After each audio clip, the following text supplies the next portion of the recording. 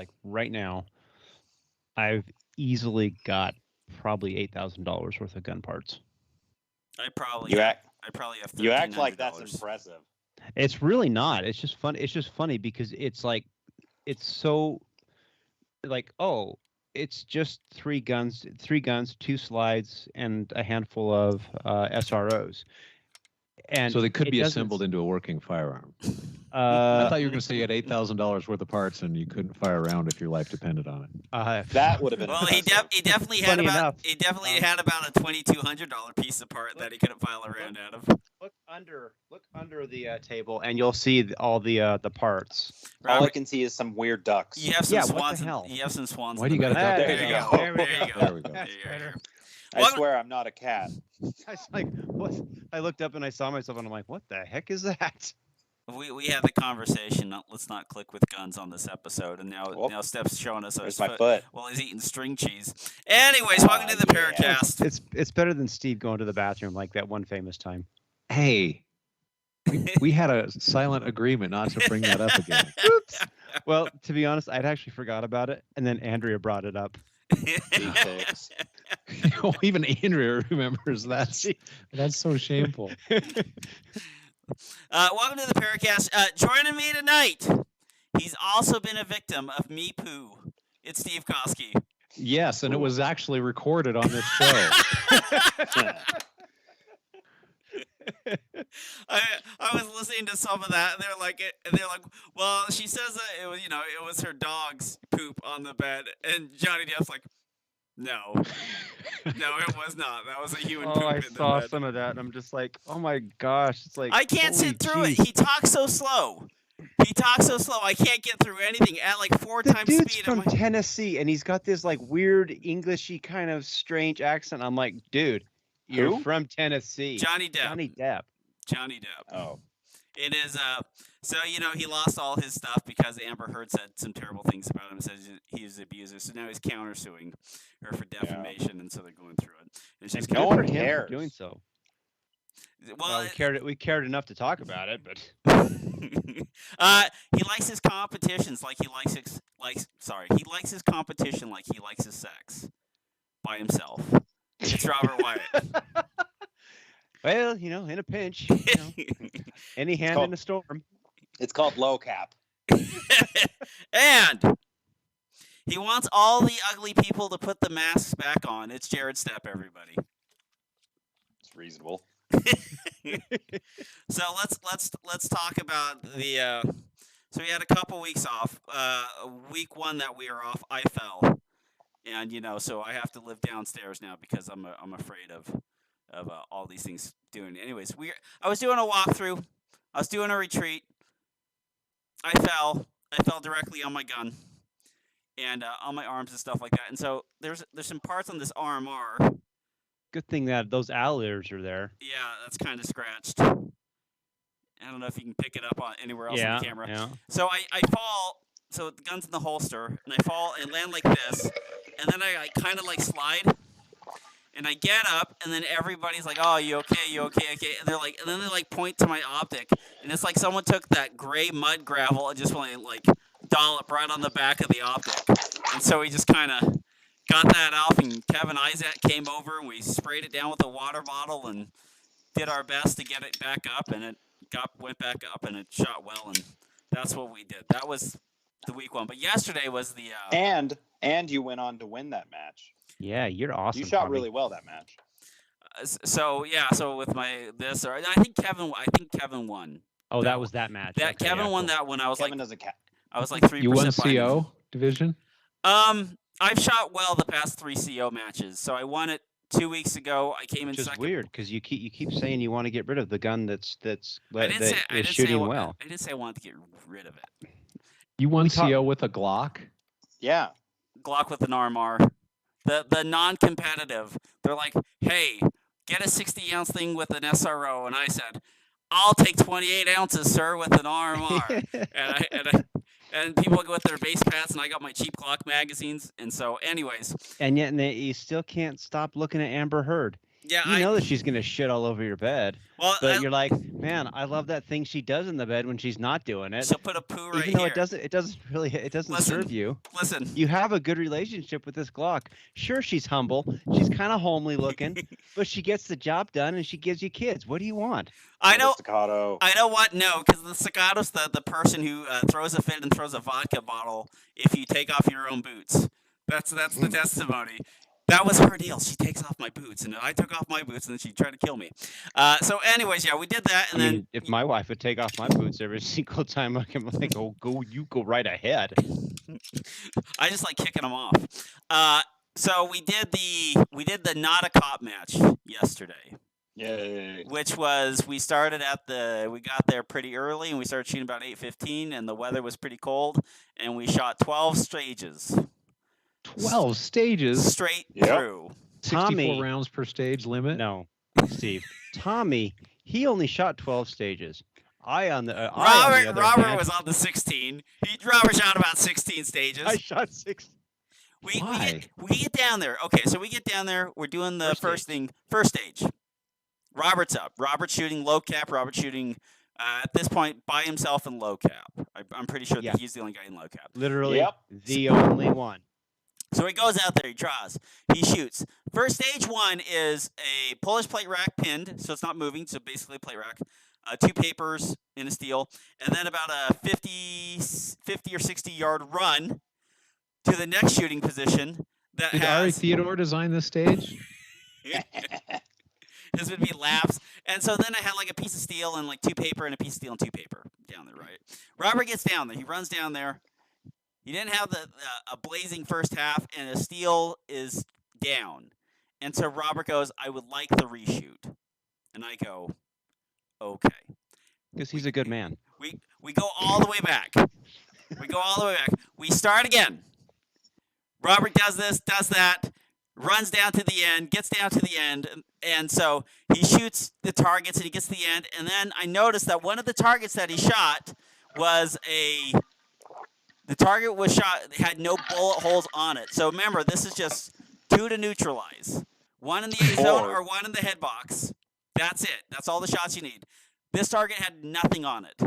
And so I give Robert the if you are unload choker, and Robert, being left-handed, throws his gun way over and shoots it from past the bar. And then I'm looking at it, and the timer says 20 seconds.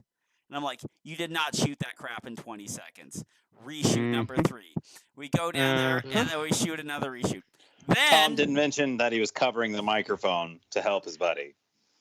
oh, Tommy, I appreciate that. From me to you. Yep. I mean, sincerely, that's bro right there. then we get like another day goes by. So Robert kind of shoots like maximum production class Robert. Like he's moving, he's shooting, he's getting all this stuff, he's looking good. And we get about 5 more stages down the road. And then Robert's in there, and at this point I'm aware that Robert is shooting in a division all by himself. And we go in there, he gets off the chair, he shoots. He gets about halfway through the targets. And then, like, his gun malfunctions. He's like, F, and he starts trying to pull apart the CZ. And he's racking it. And I can kind of see in the chamber when he racks it, and there's a piece of brass still in there. And he's trying to rack it, he's trying to pull it, trying to look at it. And then we end up calling whatever. He pulls it apart. And his extractor, which should be like this, is now like this. Yep. And so he has no extractor whatsoever. So we have to break apart the gun. He's got to go get another one. And since, I wanted to F over his competition, I said, go ahead, Robert, reshoot. And so he reshot again. So he was on the verge of running out of ammo by the end of that match. I brought 400 rounds, and I had 60 something left over at the end. So And I don't know how many rounds that match was, like 270 or something like that. It was 273. Yeah, it was. I mean, having to do that 50-yard dash thing 3 times. That was funny. That pretty much meant my day was shot. My favorite part was how you did it back to back the first time, and then when you got the the second reshoot, you were just like, I'm on a break. I'm on take a break. I finished that one, and I'm just like unless we're clear, and I'm just like, I'm done. I want to go home. Well, It's too cold. the worst thing was ROing that, starting on that stage, and the problem is by the end of the day, the stages kind of got a little bit more physically exertion, Well, and I was just like, one of the coolest parts about stage 1 is for the main cop match, we actually 2 UPD guys ran it full time. 2 of the team guys ran it, and they also had the Utah Military Academy kids. They came out to help reset that stage in particular. Oh, cool. Because we've had it happen before where they came out and they helped reset like the hotel, and they didn't make that much in tips because they used the tips to pay for their own competitions. They didn't make that much when they did the hotel. So the next year I tried it where I put them on the most running stage, and they got like over $1,000 in tips that year. Ooh, and so this year we did it again, and they ended up, I think, with $1,800 in tips. That is money well earned. Right? Very well earned. The coolest part actually was one of the sponsors who were there, STAC. They just Those guys are the best. They just straight up gave $500 cash to those kids. He just walked up to me and gave me 5 Benjamins and said, "Hey, give those to those kids." And I'm like, "That's awesome." Wow. Yep. What Right? does STAC do? Tell us about them. STAC, it stands for Essentially Tactical or Essential Tactical. But essentially what they do is they make pouches and belts. They Plate make carrier really, too, I really, believe. Yep. yeah, they branched out into all sorts of different, pretty much if you have a soft product on your carrier or belt, they make it now.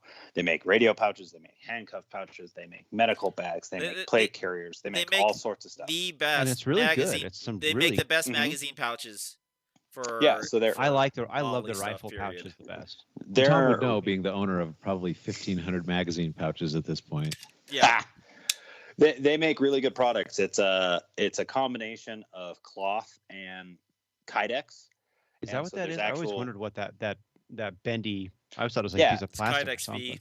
Yep. It's just a Kydex V, and it's just they put that into the cloth, and so when you actually put your mag in, there's positive pressure on it, so it doesn't come out at all. There's actually retention on it, and so as a cop, they're absolutely phenomenal. I've used them for the past like 7 years, I think. On duty? Yeah, and I also use their belt on duty, and I've used that same belt for about 5 years now, and it's still going strong. Yeah, they make good product. And they support STAC the kids. STAC probably gives us, no joke, $3,000 to $4,000 in gear every single year, and they've been sponsored in the match for the past 3 or 4 years. So they've easily given me at least $10,000 to $15,000 worth of stuff to give out to cops. So it's a cool company, and they make good shit. They really do. We went there and we shot the whole match, and we shot it together, and Jared was in and out being match director, running around doing that stuff. But it was a lot of fun.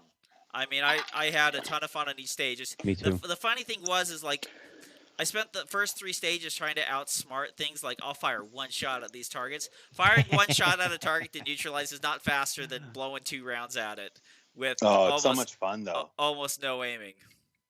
So it's so much fun to do the 1-shot headshots. It is funny though, because you like in low cap, there were a couple times where on some of those stages where you actually are thinking about, okay, I need to not do a standing reload. I think there was only one stage that literally forced a standing reload. Yeah, one. The tunnel one. Actually, I guess technically stage 12, you were forced into a standing reload. But just for low cappers, right? Just for the low cap, but all one of us. Literally just for Robert. Literally. Did you win your division, Robert? No, I lost. He got 1,200 match points.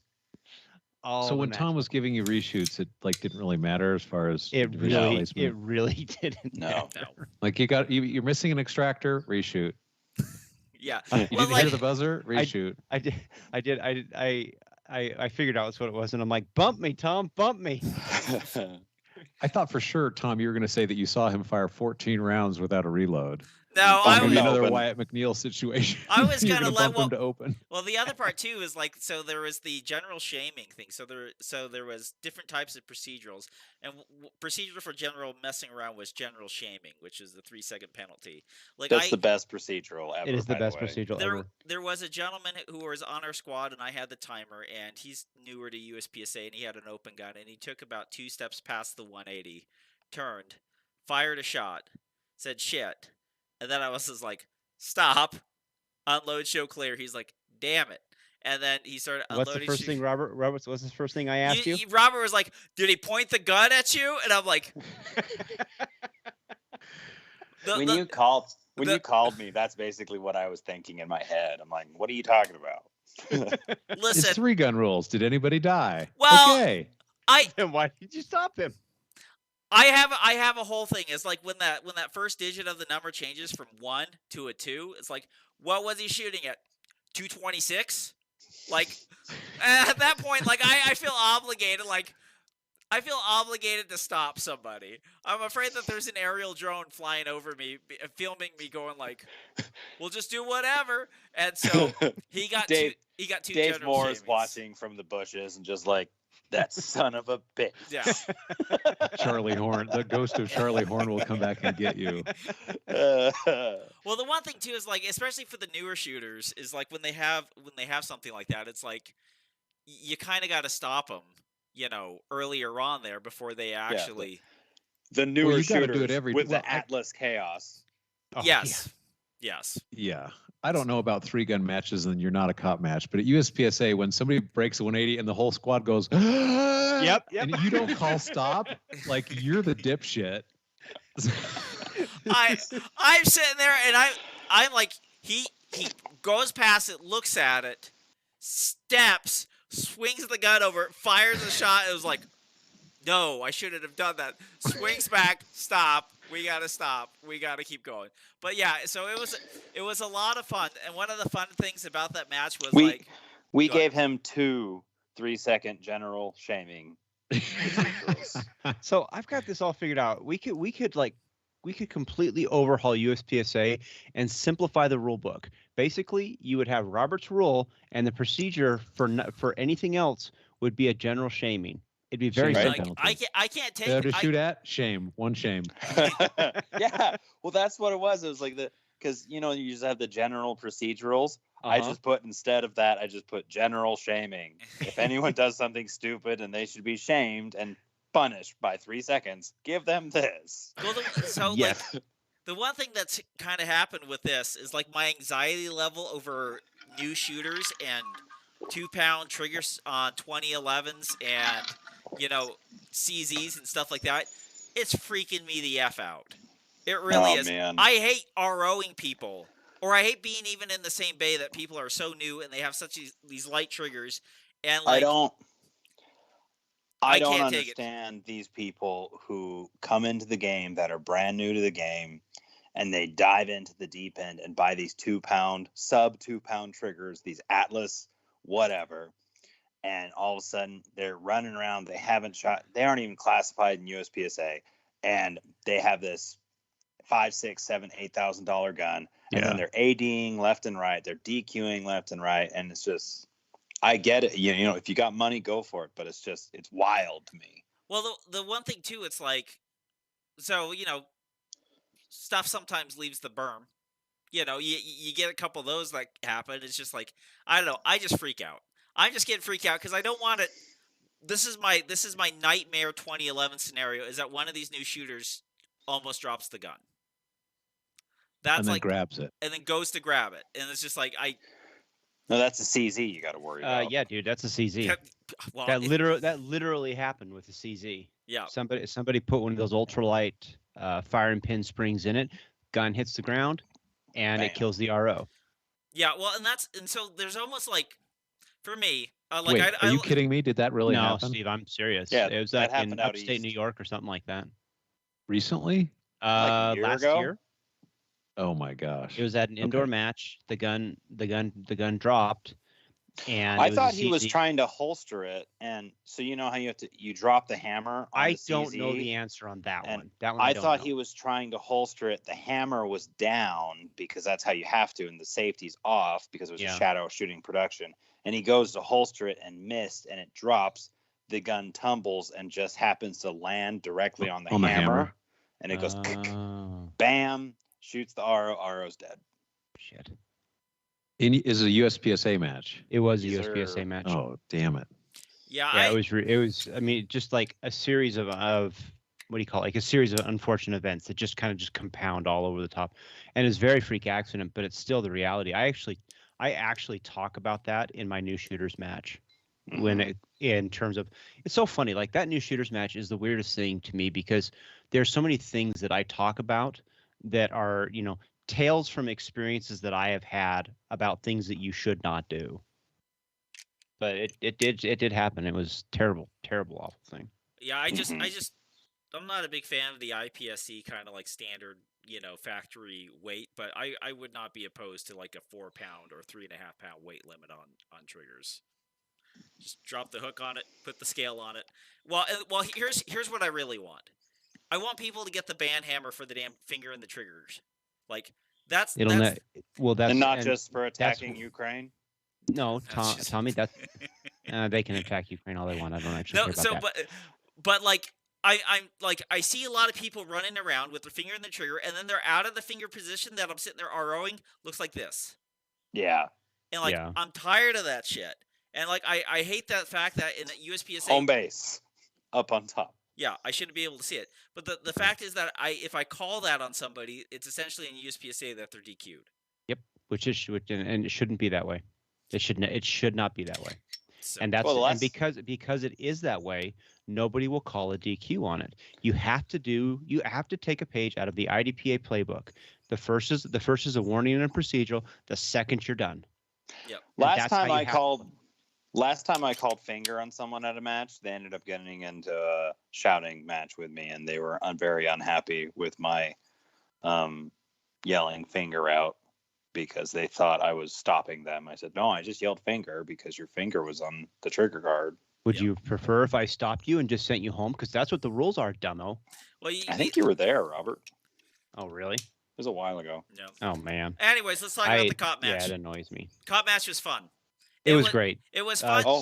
Second year in a row, Jared. Fantastic. It was a great match. I absolutely love that match. I still maintain that is, even low cap, that is the funnest match to shoot all year round. And it is worth. We were actually talking about this after yesterday. It's $55. You get a T-shirt.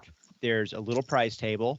And you get awards out of the deal, and you get 12 freaking stages. That works out to like $4 and something cents a stage. I mean, show me anywhere in the country that you get all of that for $55. Well, I will wait. Not only is it that, but there's the thing that's actually good about having the 2 shots to neutralize on the targets, which is that the scoring is so dead simple that you basically walk, hit in the A zone 2, hit in the A zone 2, hit in the A zone, 1 shot not there. Okay, failure to neutralize.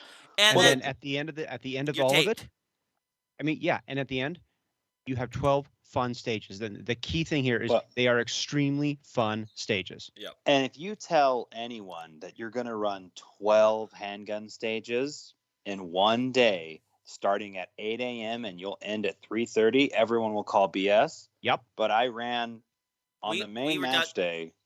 Well, on the not a cop match, we were done at like what, 2:50? Latest 50. With 12 stages? Yeah. And with the cop match, the actual cop match, where I had full squads of 13 to 15 people. And again, 12 squads of 13 to 15 people on every single squad, with actually 2 squads that had 16 people because they're bastards and whiny. Cops. Those guys, I got the entire match done 3:30, 4 p.m. Yeah. It's amazing. That alone is so amazing because the format reset is just fast. Works. It's very easy. There's no debate about it. It's like, are there 2 shots on there? Yes. Are there 2 shots on there? No, but there's one in the head or the A zone. Cool, you're good to go.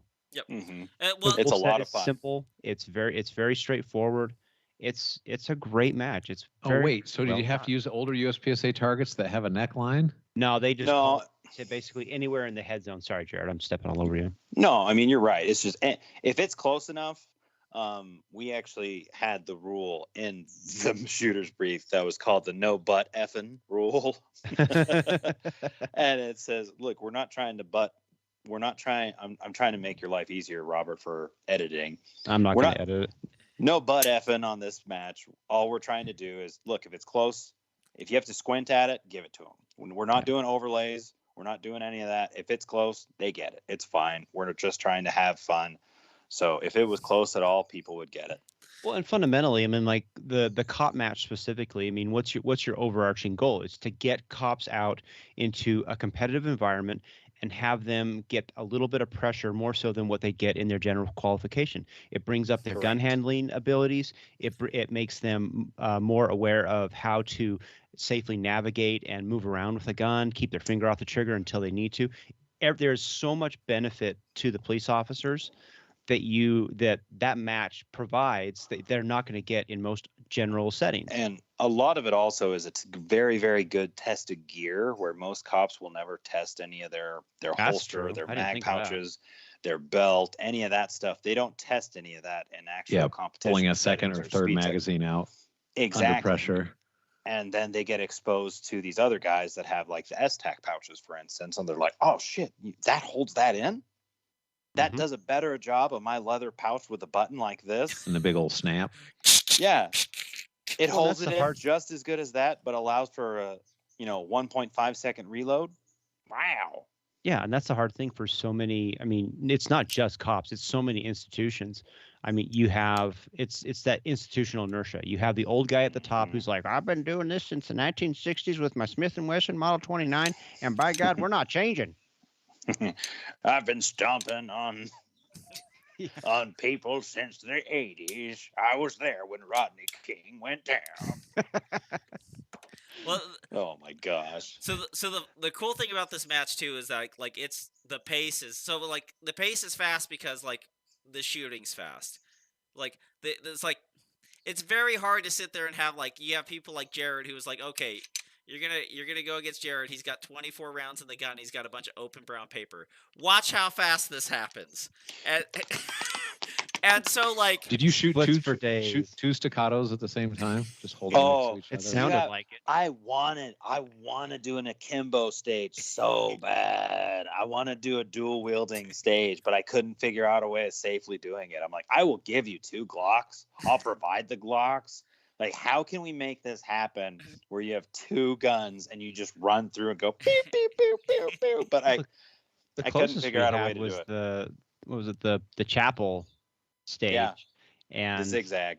Yeah, that was, and the not a cop match shot it differently than the cop match, but even still, I mean, you run up there and you shoot the first 2 targets with both hands, but very quickly you realize the way to actually shoot that stage is to run one-handed and just gadding everything.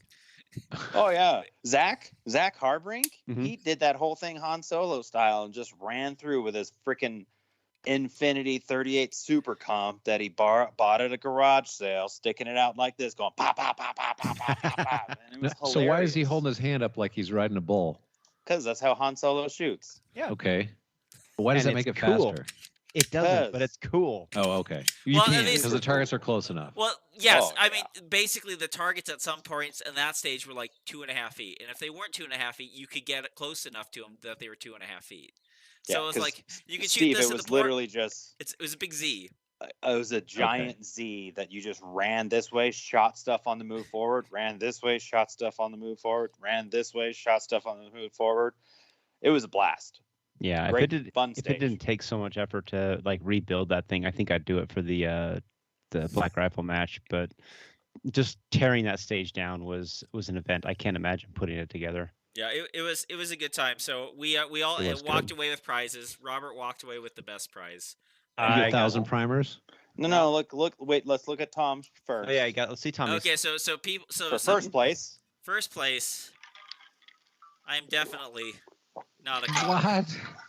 Because you won your division? Yes, because of my shooting ability. Halfway mediocre shooter, so definitely not a cop. That's awesome. Second place got probably not a cop. Third place got maybe not a cop. And Robert's division had their own specialty award. That was I got a bottle You of got a bottle of Bacardi. booze? But hang on, wait. Not a there's cop. more. In the back. It's first place, Tiny Dick Award. It actually says that. It's got a little pecker on it. That is the best award ever. And it's not actually Bacardi, it's apple juice for Robert. Thank you. I appreciate that. So I think that one, like we were talking about, it's like they're like at a certain point you kind of just start throwing away all the trophies and stuff, but there's a few that you hang on to because they're just cool or they have a really special memory attached to them. I'm hanging on to that one. Robert's hanging on to his Tiny Dick Award. Yeah. That apple juice might go bad. You better replace it with Bacardi. That's Okay, a I good can do point. that. So I've been having fun the past 3 weeks in CO. Like I've really been having a lot of fun. It makes you a lot dumber. But it makes you go fast. Well, it makes you dumber in a way, Robert, where you're like, how should I shoot this? And I'm like, well, you shoot it like this. And Robert's like, I got 10 rounds in the gun. And then I was like, I spent like 6 minutes trying to figure out how you would shoot this in production. And like my brain was like, I don't understand. I actually had a minute to think about this a little bit. It was later. It was later on in the evening last night, and they are different games. I mean, you're really playing like Risk versus Monopoly, because it's just such a different world.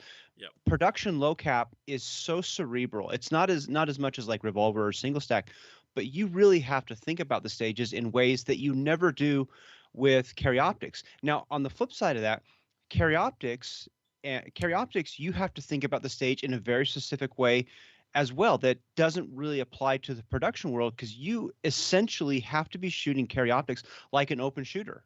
And you really got to be pushing on those times to effectively make that work out. And so you're taking shots on the move that you'd post up for. You don't get the opportunity to move and absorb the movement through reload. There's so many differences between the two of them. Having said that, I like production. I could never shoot an iron sight gun again and be a very, very happy person. Yeah, iron. Boo! Boo! Irons. Come back, Robert. It's not too late. You didn't really say that. I actually told Andrew that last night. I'm sitting there. I've got like 1, 2, 3. I've got 3 iron sighted slides right now, and I'm like, I could just sell those and be okay with this. Well, I'll tell you about shooting a different game. I shot IDPA last weekend with 15 rounds in a stock service pistol gun. oh my gosh. Oh. How was And it? I mean, it screws with your mind for a while, and then it's kind of like, oh, I got to act like I'm shooting limited here, you know. It's like, so Tack there would be reload. like, Don't do the tack reload. Put the Oh my gosh. magazine back. 3 or 4 times I had the magazine halfway out of the gun and shoved it back in. And I think I did 1 unnecessary reload too, because you know you're just used to moving, and in production you're used to reloading. Yeah. Pretty much Anytime every time you you're move. changing positions. And in IDPA, you do that about half the time, but you're retaining the mag. You know, you fire 4 rounds, take the mag out, put it in your belt line, and shoot some more. You still have to do that because if they throw an 18-round stage I forget, at you, Steve. Is reload with retention still a thing? I cannot Yes. remember. Okay. you just have to retain. Now you have to retain the mag if there's a round in the mag. You If there's can a round dump in, an. yeah, empty magazine round in the chamber. That's okay now. That's okay now. You can drop that mag. So that was different. And then it's weird shooting 15+1 where all the CO guys, and you know, 80% of the people at the match are shooting CO. Mm-hmm. Where I have more rounds than they do. That's the trippy thing, because in USPSA it's completely opposite. I have 10 rounds and everyone else has 23. Did we ever figure out why SSP went to 15? Because there is no single stack 1911 gun that will fit into SSP. Which means if you do it on an ESP, you can have 9 Thanks, millimeters Wilson family. that make 10 rounds. But then Yeah. at that point, you Well, it's the eliminate. founder's intent. Yeah. Right? Wait. I'm sure the founders wanted Wait. SSP to have Your 15 Wilson rounds. Combat 9mm tactical, your CQB tactical, once it goes 15 rounds ESP, is completely worthless for IDPA because So- now you're at the 5 round. That actually makes a disadvantage. lot of sense. Yeah. So in IDPA carry optics, they can only have 10 rounds. Correct. 10 plus 1. Because guess But their why? production / SSP. Because That's Bill Wilson 15? makes Now it's carry 15. optic. I think it's actually 15 for Huh. everybody on June 1st or something. But clubs The are clubs are allowed just to doing adopt it. the new rules. Yeah. Right. Oh, it's So- Ahead of because time. there's some carry Carry optics. optics. Carry optics allow single Night action action. firearms. You're on it now. You're Yes, on that's it the now. difference. Aha. Well, they allow wide body Wait. firearms, but Let nobody ever say that Wilson isn't doing this for their profit margin. Yeah. well, I think So- even if it isn't for Wilson, they fall into the trap of doing the whole not wanting to take people's guns away that are legal in the competition now. And so the only place you could actually do that without offending anybody would be stock service pistol. Sure. Hmm. No, you know what? Hey, that's fine. I'm glad that IDPA is actually taking a look at it. And to be fair, I mean, give them credit where it's due. They listen to the members, Well, and the members are like, "Hey, we want appendix carry," and they're like, "Okay." Yeah, that And- was long overdue. That's a really good rule change.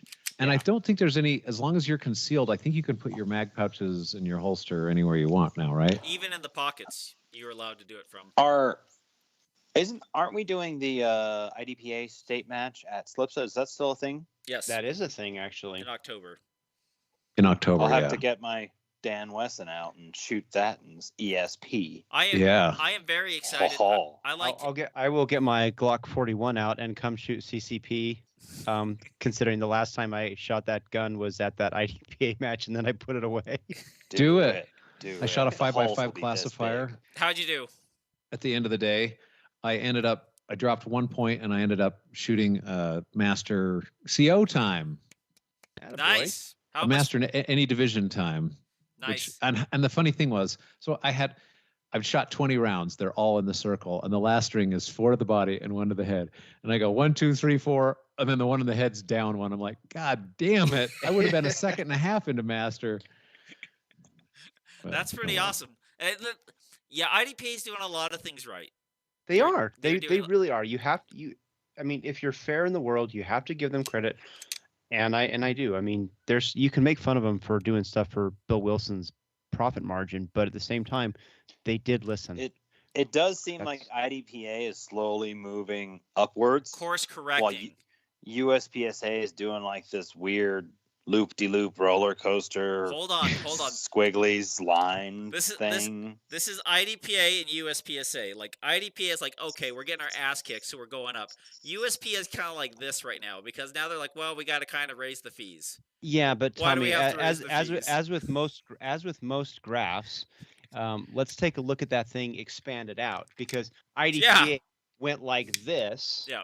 and now it's like starting to like come back up. It Yep. it cratered pretty darn hard in No, the they- 2015 rule book, I will be 2017. 2017. I will be excited. I will be excited to see at their nationals how much farther ahead stock service pistol, how much faster the stock service pistol times are over like the carry optics or Oh, every other man, division. wouldn't that be something else to see if adding rounds to stock service pistol created what's the word, like near parity of the two divisions, because you can actually run a little bit more. These guys get an optic, but we can run more rounds. Yeah. Well, especially That'd when be you get really this- interesting. when the stages get bigger and bigger, when they start pushing those 18-round stages or more elaborate stages, where you're Mhm. going from like an 8-shot position to like a 3-shot position, and then back to like a larger position. Oh yeah, I There, miss- there was one stage that was 15 rounds, so I have 15 plus 1, and I'm like, just make sure that the sights are on when you break the trigger. You got one makeup shot, and don't reload. Just shoot the stage and be done, and it worked fine. And Yeah. dude, I that's miss how, IDPA. That's how I sometimes think about stages in USPSA when it's like, this is a 24 round stage. I'm like, I can make this work. Do you go for it? Do you hang it all No. out there in the wind, and sometimes Always it's reload like, in that situation. Yeah, Nope. Jared's Nope. like, what are you talking about? No. Well, you Always- stupid? okay, Jared, well, here's, Jared, the, had- here's the difference. Jared defines accuracy by volume. So Bert. yeah, it's a Brr. slightly different situation. I had a 1 second lower raw time than Jared Stepp yesterday when Jared Stepp's shooting a staccato. He had iron sights. I had a dot. But like that was like that was Tommy like forgot that the was worth white that was guys worth are, like no shoots. that was worth yeah. Oh. Okay, you sons of bitches, you bring that up on this Hey, podcast. hold on. It was Let's funny, ask. I don't Let's care. ask Steve, an impartial third party. Okay, ask him. Steve, Ask him because I'm dumb. If you have a plate rack and then behind that plate rack there are some white targets, they're made of paper, look kind of like a silhouette. You can tell of a human. they're turned They're around. no shoots, right? You You shot 6 rounds into one, right? I thought it was a batter's eye. I thought it was a batter's eye. I'm like the third shooter, and I'm like, okay, it's 4 poppers in a plate rack, and there's a white thing behind. Tommy's like, why are people slowing down on this thing? I can run through this thing like. Why are people shooting so slow at this plate rack? Oh my gosh! So what's wrong with them? Okay, so the no shoots are there's 3 no shoots, they're abreast, and they're stapled to 2 double stack barrels. Okay, and so it's like the plate rack, and I step up to there, and I'm like, okay, well I guess the black plate rack or whatever, the black barrels look dumb, so like Jared wants he wants a clean like a batter's eye, like in baseball, Yeah. center field. That's the thing in USPSA. There's nobody sitting in center field directly behind the batter. Why? Because the batter needs to see the contrast of the baseball coming to home plate. And so Makes total sense. I had no idea about this. So I go up there and I shoot this thing, and I have a miss, make it up. Just one shot. And then I hear everyone being like, oh, he hit the no. And I'm like, and then I turn and I fire and I shoot the next 2 and I load and I finish the stage. And they're like, you hit the no shoot 4 seconds. I'm like, what no shoots? What are we talking about? Like nobody read me my Miranda rights. Yeah, I have no freaking no shoots. That's not how this works. I demand a reshoot. So it was We had that other rule where shoot throughs count. And so we had that one stage in the outhouse stage or whatever. And I go through and I shoot through something. I hear a ting and I'm like, that didn't sound right. And I like whatever. I reload, shoot the last position. I'm like, why is that still down? Oh, that's why shoot throughs count. That actually worked for you. Good for you. It actually worked out. I was just happy that I actually felt like I was on pace for a match like that. So you did real good. You shot real well. I was like, I don't know what the heck happened in the past 3 weeks, but all of a sudden it was just like, oh, just shoot these things on the move and like keep moving and shoot at stuff, and it just all seemed to. You started shooting your Glock at matches, you dork. Yeah. This instead of shooting U571 with the periscope that's like 5 inches above the bore. There's probably something to do that, or like this one got like a Dungeons and Dragons plus 15% to match victory to match points. Anyway, it has Cerakote. That's true. So I'm telling you, man. Worn. It's got that spoiler on there. You're sending that Amber Heard off, and she's gonna do nothing but hurt you. Yeah, well, if you don't want poo in your bed, defend it with the Dominate Defense belt. Check out DominateDefense.com. Use promo code PARA10. Oh, I'm sure Jason's gonna really appreciate that. Drop. Jason sponsored the match too. I love his belts. I use his belt in competition. I actually use it for my swap belt. But Jason makes really good stuff. He always throws a bunch of belts on the table for the cup match. So thank you, Jason. You're awesome. He was on Manny Talks. That was Dominate Defense. It was a really good interview. If you get a chance, you should go listen to him, kind of see where they started out. I was like, he used to do like horseshoeing, and he made chaps and stuff for. He was a farrier. I don't know if he was. I don't think he was a farrier. I can't remember exactly, but he brought out backstory. He brought out some of his new stuff, and I thought it was really cool how he's kind of got rid of the little hook. It's now just primarily elastic and Velcro, so it's a little bit more slimline. Then he was showing me his new concealed carry belt. He's got a lot of really cool stuff. He was going to send me one, and all I had to do was send him my waist measurements, and that was like 3 weeks ago. Dang it! Anyways, I know I'm kind of curious about. They're 41. Just send 41 size belts. Well, I'm kind of curious hips about or his that waist. Those are two different things. Two different things, completely. I like the hip. I mean, I understand why he's doing it, because I mean, everybody screws up they always send their pant size, even though he's like, this is not what you're trying to order. But I actually really like the hook system, so I'm curious what the rationale is behind using kind of the hook and loop with the stretchy fabric. It certainly certainly makes production easier. It certainly does that. The way he explained it to me was he basically just said they've been doing the hook and the actual metal hook with the loops, and that works. It works great. Yeah. But the actual literally just Velcro hook and loop, he said, I haven't had any failures with it, especially running it as an inner belt, because you have that secondary belt on top of that. He's like, there's no reason to have that hook on top when you can just have it be elastic. And the elastic nowadays is so good. He's like, I don't have any failures. He's like, I've been playing with this, really, and it works really, really well. I don't see any reason why to go back to the metal hook, because like you're saying, and you're right. You have to add all this other little stuff. It takes man hours. It takes time. But the actual elastic belt he was showing me, I totally agreed with him. I'm like, yeah, I mean, this looks great. This looks like it's going to work awesome.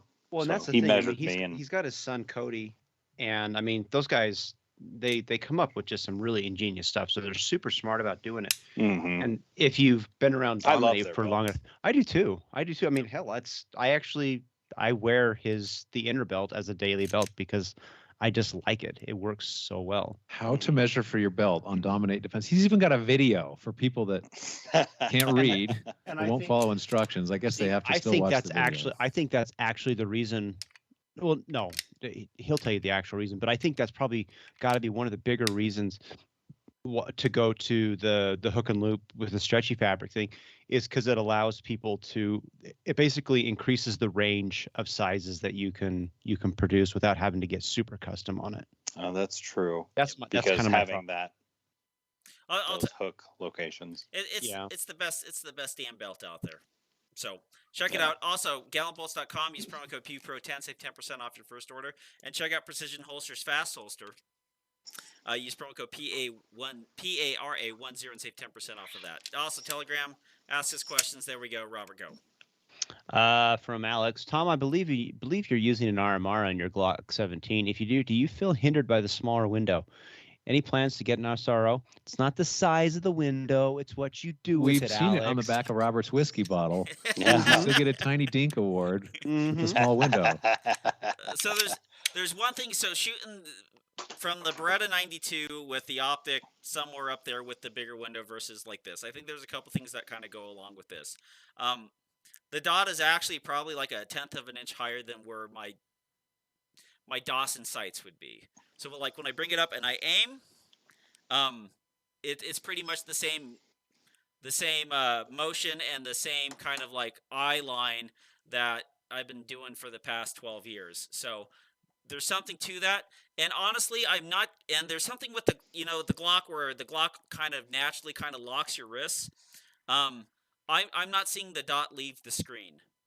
And since I'm not seeing the dot leave the screen, I don't feel like I'm in need of one. Now, that being said, having the bigger viewing area would be very nice, because the one thing that the RMR does have, it's kind of blocky, and it really kind of like limits that out. But I did notice something yesterday while I was shooting in inline plate rack, is the iron forwards. So you don't need irons for carry optics, but the one thing I noticed when I was sitting there shooting, at one point when I was breaking a shot, just trying to crank off like the first 3 huge plates, is that I had the dot, which would be basically on one of the rear, on the rear sight. Like basically, if I had back rear irons, I couldn't see the dot because the rear irons would be blocking it.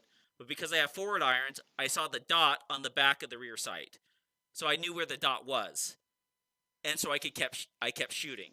So I didn't lose any of that. So my idea is like, if the dot stays in the screen, fine, I'm liking it. But if you're going to go have a gun cut and put on, if you have the option for forward irons, I do not see the benefit of having rear irons on the gun.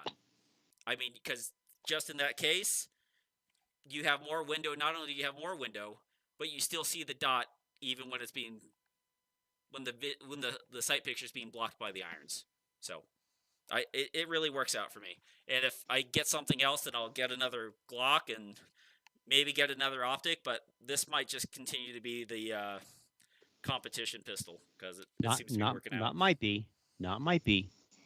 It will be. Robert, Just because It should be. Just because I that know. Amber Heard does that kinky thing that you really like and your wife doesn't mean you should go with her because she's going to poo on your bed. She's gonna poo on the bed. You understand? What if that's the kinky thing that Tom likes? Okay, he's just going to have to deal with having a vodka bottle thrown at him. I haven't It's dealt. called scat, and Tom likes it. Oh God. Oh. So I do have a an M&P slide getting milled off, and I bought a second one just for the different optics off of Robert's advice, a second slide, and so it's going to be forward irons. And if I take that and I shoot 2 matches, and I do not feel I'm as good as with the M&P than the Glock, then I'll sell that M&P. You can find it on Utah Gun Exchange for basically what I paid for it.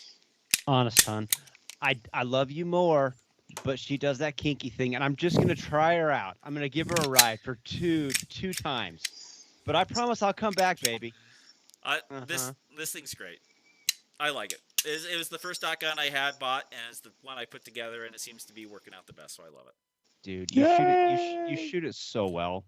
You shoot it so darn well. This is gonna Why pose would a you problem ever change? because I'm used to Tom switching guns every other match. I mean, he can't shoot 2 matches in a row with the same gun. Now he might actually start doing So it. the problem was that I was always able to find another $500 handgun.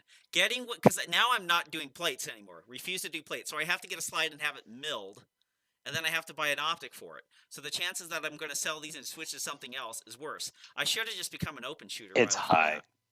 Well, I need to find a Sig 320. So Jared knows. Jared knows how fickle Tom is. Yeah. Yeah, Tom's more fickle Steve, than I am. That's saying something. I mean, that's like He's really saying expensive. something. He's expensive fickle. I'm thrifty fickle. Yeah, Like this is coming. He'll spend $3,000 and sell it the second week he gets it. I'll sell it 2 weeks away for $500. $6,000. Get it right. Uh-huh. Thing is, Steve and I have been around Tom long enough to have seen him do this dance, and He'll he come always up with shoots. some stupid justification. We all know is just some words that fills up his brain and makes him feel better about it. But whatever. IWI pistol because it's great. Shut up. It's gone. And it's like, Tom, you shoot the Glock great. Keep shooting the Glock. Oh no, you see, I mean, this M&P, it does that thing and it's got this grip. It's like, yeah, but you shoot it great. Listen, I am completely on board with Robert. I'm completely on board with this. But the problem is when I sold that Beretta, I sent that slide in, and then I shot this. Yeah. And then I shot this, and I was like, oh, I won carry Yeah. optics. And then I was like, you were 97% of a master. And then I was like, you won see out the not a cop match. And so it's just like, and now I'm sitting here with this thing waiting for this other slide to come back. So like, I'm like, and then I find myself online like looking at stuff like, I think I'm just going to sell that. Where should I Keep sell them that? both so you can have 2 guns for the Kimbo stage when I figure out how to do it. Yes. The Kimbo match. Oh, I'm we're ready. gonna do it, and it's gonna be awesome. It's pretty fun.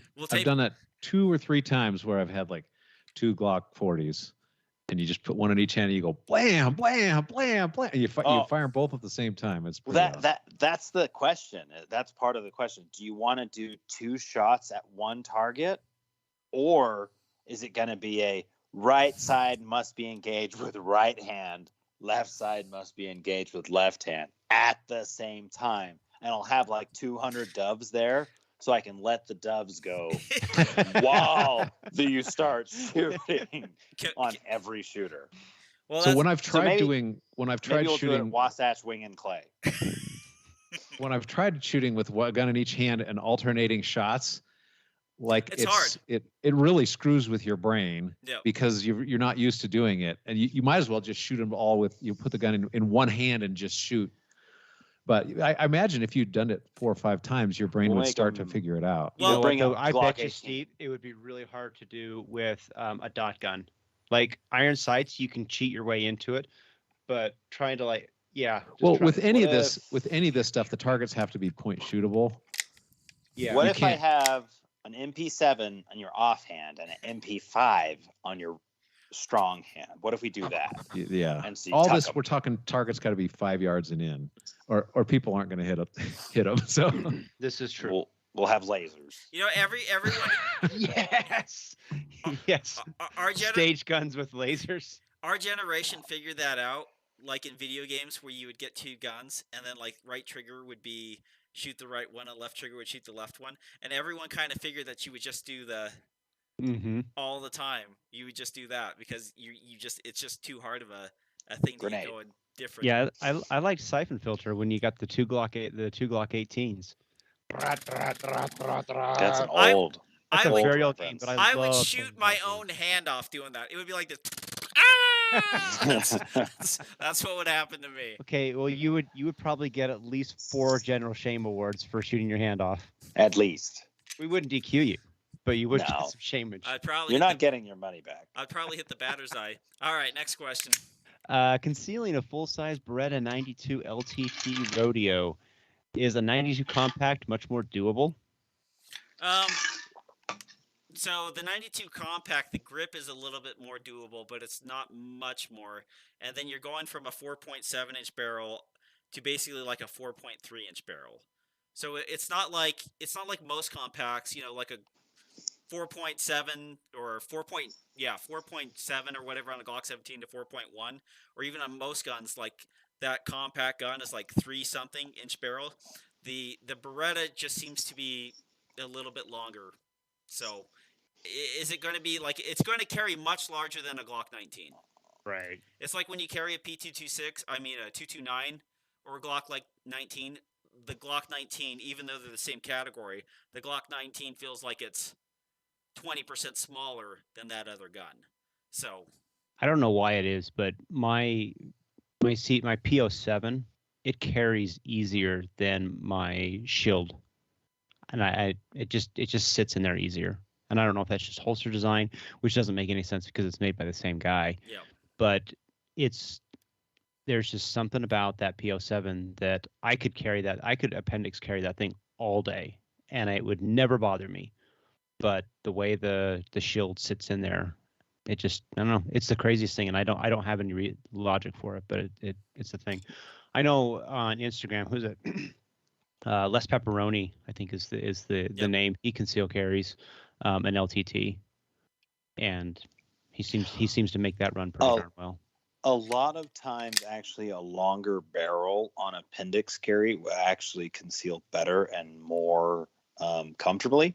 Okay. Because the longer barrel actually goes and holds the gun the more rest vertical. of the gun into your body, versus if you have a very, very short barrel, it will bend out. It flops out that way, which then causes a sexual predator. Yeah, because versus pushing in, keeping it tucked in. So actually, if you get a Glock 34 or a Glock 17 holster, even if you have a Glock 19, the 17 or the 34 holster will actually make it easier and more comfortable, which is odd, but that's just it seems super counterintuitive, right? That's the nature of appendix carry. Mm-hmm. Well, the other part too is like, so there's some people who are like appendix carry, like are like basically dead center or just off in between the upper thigh and the upper third thigh, and then so like there they have the barrel, and then that's fine. But other people, like for me, like I find it more comfortable to be kind of like over my right thigh, and so like having the longer barrel bugs me, and that with a grip doesn't seem like it bugs me, or doesn't seem like it's printing. Don't you put a foam wedge on the bottom of your holster, Tom, to help it not flop out? Go to Hobby Help the Lobby, gun not flop out. Go get pillow cushion. It'll be like this thick. Cut a big square out of it. Take 100-mile-an-hour Gorilla Tape. Tape that thing down, and then it'll actually. So even on the smaller guns, it'll do what Jared was saying, was push that butt of the gun back towards your body, and it'll be a little bit softer to sit there and do it. So you can use. There's all sorts of different techniques if you want to buy it. There's a ton of fancy pants companies that make that exact thing, but essentially that's all it is. It's just some memory foam taped to the bottom, which actually presses the barrel out, but the grip more in, and that will make it a lot more comfortable. And the other problem too is like if you can't find a concealed carry gun right now that's comfortable for you, like you're not. Keep shopping. There's a million options. I mean, they just came out like now even the small guns like the P365 and the Hellcat, now they have like the 4-inch 15-shot version of those guns. That's wild. So it's like you like your Glock 19. It's like I like my Glock 19, but it's too uncomfortable. Would you like it 15% smaller? Yes. It's like now we have that gun. Oh, Steve, I found an LCP 380 magazine for you. Yay! Now I have like 10 of them. 12. That's the akimbo weapon. That's a 500 Magnum in one hand, Steve. LCP Boom, in the other. Boom. Boom. Boosh. Yeah. Boosh. Well, I do now have a pair of pair of LCPs. That would be pretty fun. See, but you got to get LCP 22 for your trainer. I wanted to buy some of those for the match, but it never worked out. As prize guns? LCP 22s look really good. Yeah, as prize guns, but they are stupid fun to shoot. I ended up buying a couple silencers from Silencer Co. instead because they gave me a screaming deal. Yeah, Silencer Co. always treats law enforcement and first responders really, really well on the stuff they do. They were cool. I mean, they gave 4 suppressors away at my match, so that's impressive. Very grateful for them. Yeah. How do you decide when to shoot on the move versus posting up to the targets? Super tough because it depends on your shooting style and your abilities. Because sometimes there's some people who can stand still and rip some shots off and then run like hell, and they're better off doing that. Well, the thing you have to ask yourself, this is actually really easy. Which way is faster? Whichever way is faster, that's what you decide to do. Well, and doesn't have you with a mic on a target. Thanks, Robert. That's great advice. Don't worry about the mic. Move faster. The mic will go away eventually. If it's faster to shoot the stuff on the move, shoot the stuff on the move. Take the iPad later, and then the mic will go away. If you live your life posting up for everything, you're always going to lose. Yes. If you don't get comfortable with shooting on the move, you're always going to think that you have to post up. So shoot on the move a lot. Eventually, those mics are going to turn into deltas, they're going to turn into charlies, they're going to turn into alphas, and that will happen, and it will cause your skill level to increase. In a perfect world, you would learn that lesson in practice, not at a match. But we all know that nobody has enough ammo to practice anymore.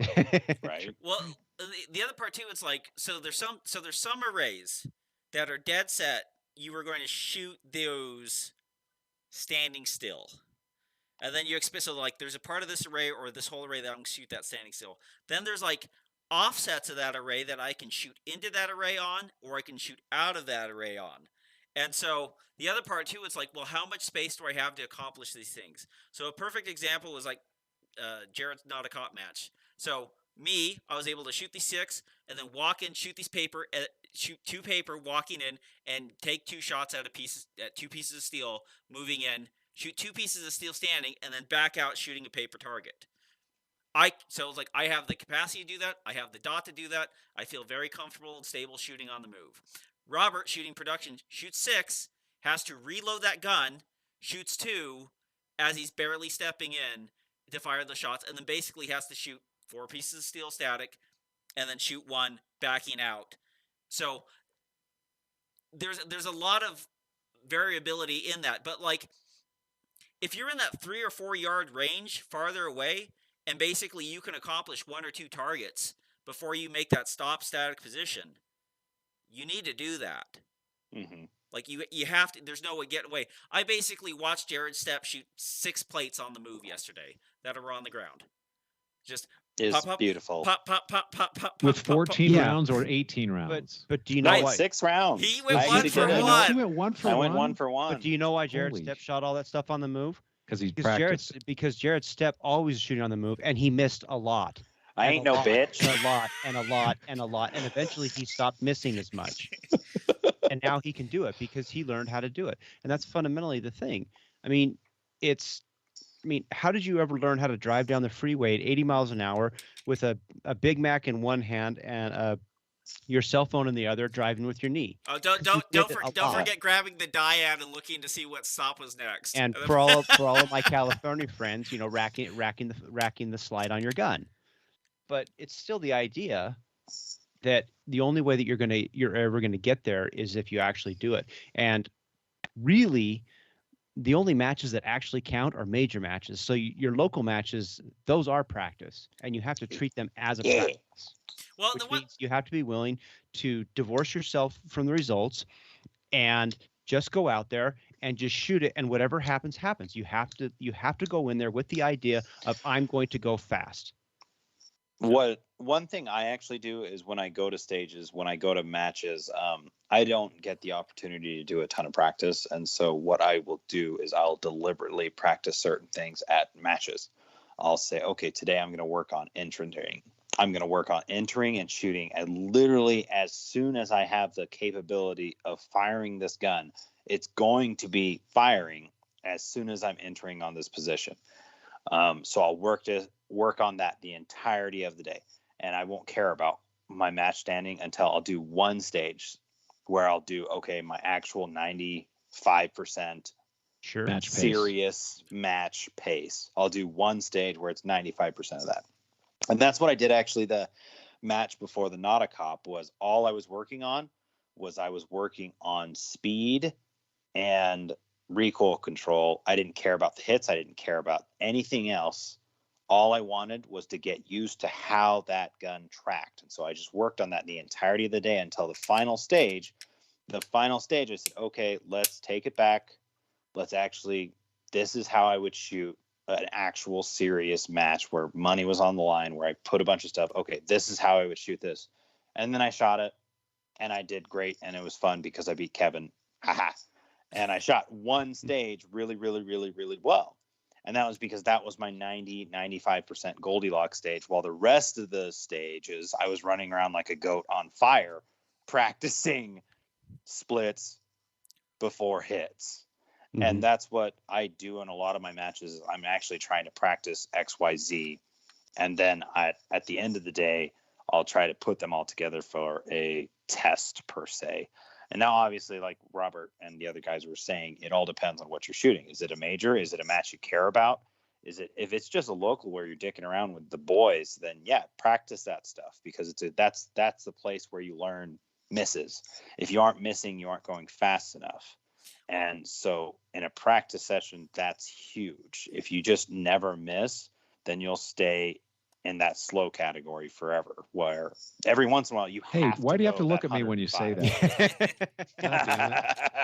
Well, the funny thing is too is like you can just dry fire the movement and see if like the sights or the dots stay on the 1 point. Or and the other part too is like when you do a match, like what if you like tried to shoot everything on the move, like at a pace that you felt like you could shoot things. So it's like, I'm not going to stand still. I'm going to keep moving. It might be slightly slower than the best movement, but it's not standing still, and I'm still going to try to engage these things. And then just see how it goes, because it might go in a way that you can be like, oh, I can go faster. Tony Wong said something, and he probably got it talking with the House of Speed, John Batista. But I credit it to Tony because I've heard him say it when he said, how fast would you go if you knew that all of your hits would have acceptable accuracy? And that's the question you have to ask. And it's what Jared kind of is doing. Like, I mean, I'm working on this one thing. I'm going to work on the speed of doing this thing. If you know your shots are going to get there, how much faster are you going to shoot it? And the answer is how fast you should be shooting it. Yep. Mm-hmm. Yep, for sure. Because you're never going to beat the Michelles or anything like that until you bridge that gap, because Michelle is already doing it. And if you want to get to that point, you have to shoot at his speed to understand how he sees and what the gun looks like at that speed. Well, that's almost like the way I feel like maybe shooting limited minor for your first 2 years in USPSA before you went to production or single stack might be the actual way to go, instead of trying to go the other way around. I still shoot limited minor. I know you do. I'm just saying, fun. If you went to a low cap and went high accuracy. Anyway, next question. Last question from Ruben Garcia. Carrier and plates for civilians. If so, recommendations for both, but not steel. Jared? There's a grundle of options for this type of thing, but I mean, to be frank, it really just depends on what you're doing and what you want to do. LARPing. Yeah, if you're just LARPing, there's a lot of good options. We had a second match. So we shot with this the weekend before, and then he shows up, and this time he shows up for the Not a Cop match, and he's got a bump helmet. You know, awesome. He's got his GoPro on there. His only thing his GoPro would mount to. So I liked it. Yeah, it was great. I was telling Tommy we need to get bump helmets for the next episode. Is a bump helmet like a hockey helmet? It's Essentially, it's a ballistic helmet, but without the the ballistics. ballistic. So it's like what a SWAT team guy would wear or a Navy SEAL would wear, but it's just mainly it's a bump helmet. So you hit your head, you're okay. It's got a chin strap. Yeah. Mm-hmm. Mm-hmm. You can mount your nods to it. It looks cool, and then you can put things down and say Bravo 6 going dark. You can sneak around. But it doesn't do a whole lot. But if I was gonna suggest a plate carrier right now, I would say a PARAconcepts Slickster or the S-Tac Deodon. Plate wise, Hesco L210s are cheap, and they will stop all primary rounds that you are likely to have issues with, essentially 5.56 or 7.62 by 39. Yeah. The L210s are great. Obviously, you can spend more money and get lighter plates. You can get the M210s, the U2. I mean, the list goes on and on and on and on and on. And on. As does the price tag. Correct. But in my opinion, the PARAconcepts Slickster is absolutely bomb. I've used the PARAconcepts Slickster on multiple ops. That was actually my active shooter rig for a while because it was so easy to don on and off. It was cheap, it was simple, it was slick. And then I've actually got the PARAconcepts FCPC, which is actually my SWAT rig, which I've used on well over 100 operations, and it works absolutely phenomenally. That's what I would recommend for serious use is the FCPC. For civilian use, the Slickster is great, and it's very low profile. It's very cheap. It's very nice. The S-Tac Deodon is also a little bit more of a beefier carrier. It's a little bit more has a little bit more options, I think, but the S-Tac Deodon is very, very nice. And the defense mechanisms, they also make, I think it's the MEPC. Honestly, half these damn companies are just copying. They're just copying each other. They're all making the same damn thing nowadays. PARAconcepts started it with the Slickster and cried with the JPC, and then everybody's doing the exact same thing nowadays. So really pick your poison. Whatever Instagram personality you like the most and want to LARP after, pick theirs. Throw a rock at him and hit him, and then you can see it. And there's a lot of also some of the safe line stuff and the soft body armor stuff is actually they have that 2A stuff. I wouldn't pick any of Safe Light's products because I hate that company in general. I dislike Safe Light immensely, and a lot of their marketing is very, very predatory. Let's say predatory and very O-lightish. Not O-lightish, but it's deceiving. So they market their 3A stuff and their rifle plates and all this stuff as not that stuff. It's not. I don't like Safe Light, the company. I don't like their armor. I don't like their plates. I don't like anything about that company because they're 100% one of those snake oil companies that just steal from other companies, and I dislike Safe Light immensely. There's the Safariland stuff. There's the Second Chance stuff if you want to get some of the soft body armor stuff there. And there's also a lot of like super thin stuff that you're gonna get. You're gonna feel it like a mother if you get shot having it on there. But there's Survival Armor makes a lot of really, really, really good 3A stuff. Yep. And 2A, honestly, because honestly, most of the time, really all you need is 2A. But that's beside the point, not the question. Well, there you go. Well, thanks for listening, downloading, subscribing, and doing all that fancy jazz that you guys are doing. We like to congratulate Kenny Terry on getting second place at Bighorn out there at 99.49% so close. for the third year in a row. Kenny can share Robert's trophy. In sadness. That damn Charlie Perez squeaked out a victory over there. So congratulations. I'm not gonna lie. I think I'm gonna go buy a bottle of Bacardi's. I'm gonna pour it out and I'm gonna put it in here because reasons. That's awesome. Oh man. Well, enjoy your stuff, and I'll put half of it in here. I may drink the other half. Yeah, you can put some water in with it. There you go. All right, for Steve Koski, Robert Wyatt, and Jared Stepan, Tom Nelson, bidding you peace, love, and souls, we depart into the open waters of the Sea of Life on a little tugboat we like to call the PARAcast. Hasta la vista, baby. Good night, everybody. Doot. That was a good one. And then